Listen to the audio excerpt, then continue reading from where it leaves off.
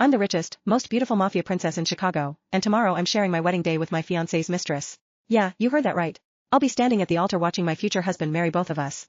The night before our wedding, Vincent Kane, heir to the Chicago Mafia's Kane family and my fiancé of 10 years, stormed into my father's mansion and demanded, Sophia will wear a wedding dress identical to yours, standing as my second bride. Everyone expected me to lose my shit. But instead, I personally selected a gown for this bitch and even surrendered our wedding night to her. Why? Because I've lived this nightmare before. In my past life, I fiercely opposed his demand. In response, Vincent had Sophia brutalized until she jumped to her death. Then he looked me dead in the eyes and sneered, this was her fate. After that, using my father's casino shares, Vincent became Chicago's new underworld king. He betrayed my father to the FBI and had him murdered. When I went into labor with our child, Vincent conspired with doctors to watch me bleed to death on the delivery table. His last words to me as I lay dying? Since you killed my true love, you'll pay with blood.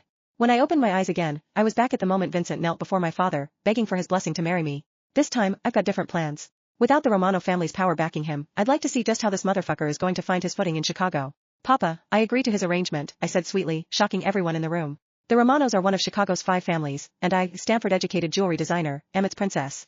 At tomorrow's wedding, Chicago's elite will attend, and even the Don from Las Vegas, my godfather, is flying in. Vincent's demand isn't just a slap in my face, it's a disgrace to my entire family. Vincent was overjoyed.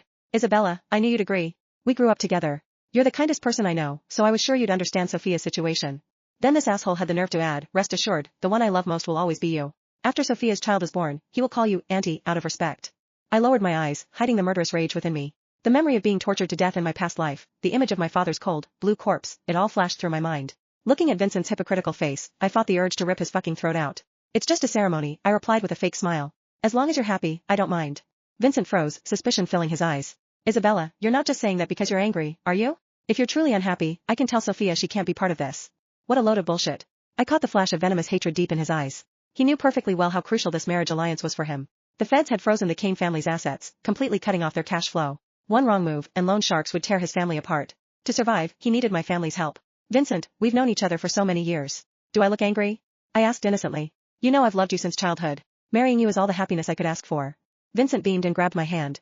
Isabella, I'm so honored to marry someone as magnanimous as you. Then this greedy bastard pushed his luck. It's just, the wedding is tomorrow, and Sophia has nothing. Why don't you let her wear the Star of Sicily sapphire necklace your grandmother passed down to you? My father's hand instinctively moved toward his gun, but I just smiled and said, why don't you sign a formal loan agreement? We can treat it as you buying it from me as a wedding gift for your sister. Vincent hesitated. The necklace was worth $30 million, but signed the agreement and grabbed the necklace like a kid in a candy store. After he left, I turned to my father. Papa, what do you think about our family forming a marriage alliance with the Salvatores instead? Papa froze. Don't you despise Alessandro Salvatore? You said he was brutish and clingy. I laughed bitterly. In my past life, after my murder, Vincent had thrown my body into a car crusher. It was Alessandro who arrived just in time to save my mangled corpse and gave Vincent a Las Vegas casino in exchange for letting me be buried in the finest cemetery. Papa, Alessandro may be younger than me, but he's honest. He truly loves me. Unlike some people who start plotting how to use me before we're even married. That night, as I walked through our garden, I overheard maids gossiping. That King guy actually went to the Don and demanded his mistress join the wedding tomorrow.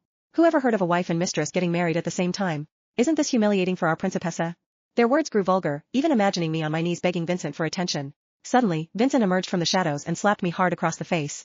Isabella Romano, we had a clear agreement that Sophia would be the maid of honor.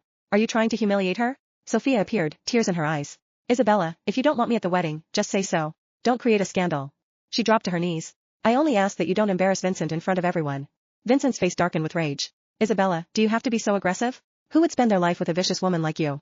Several associates and bodyguards had gathered nearby, whispering about how desperate I must be to still marry a man who clearly loved another woman. Vincent smirked. Isabella, as long as you don't make a scene and accept Sophia, I'll still marry you tomorrow and make you Mrs. Kane. Then he leaned in close and whispered, I'll sleep with her Mondays, Wednesdays, and Fridays.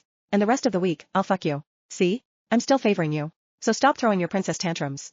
I wanted to laugh in his face. This motherfucker really thinks he's an emperor and every woman is desperate for his cock. Later, I instructed my housekeeper, for tomorrow's wedding, have Papa invite all of the Kane family's mortal enemies. And call a few reporters from the gossip rags, too. This time around, I'll expose Vincent's true colors to everyone. And with his enemies watching, I'd like to see if he can ever get back on his feet. The game has just begun, Vincent Kane. And this time, I'm going to win.